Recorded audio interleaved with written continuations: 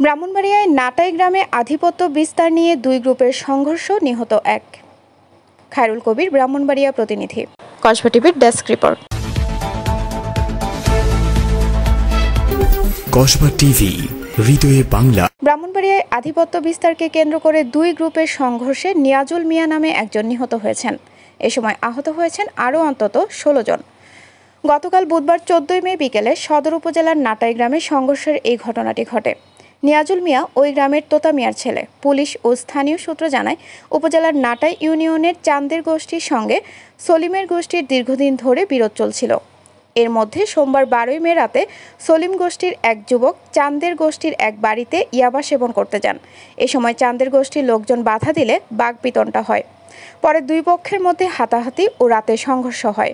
পরদিন মঙ্গলবার সকালে দুই গোষ্ঠীর লোকজন দেশীয় অস্ত্রশস্ত্র নিয়ে সংঘর্ষে জড়িয়ে পড়ে। এ সময় উভয় পক্ষের ছোড়া ইট পাটকেলের আঘাতে অন্তত 10 জন আহত হয়। এ নিয়ে বুধবার বিকেলে উভয় পক্ষ ফের সংঘর্ষে জড়িয়ে পড়ে। সংঘর্ষে টেটার আঘাতে চান্দের গোষ্ঠীর নিয়াজুল মিয়া সহ অন্তত 20 জন আহত হন। তাকে উদ্ধার করে সদর হাসপাতাল সহ বিভিন্ন জায়গায় চিকিৎসার জন্য নেওয়া হয়। এর মধ্যে চিকিৎসাধীন অবস্থায় নিয়াজুল মিয়া মারা যান।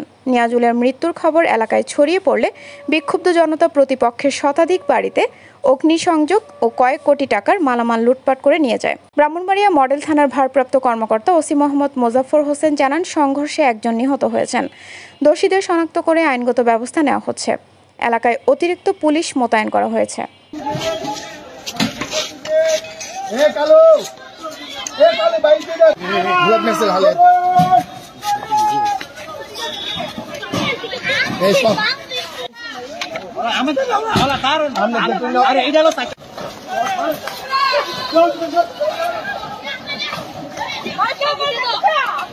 বাবা বেসা বুটা ওরা মেকা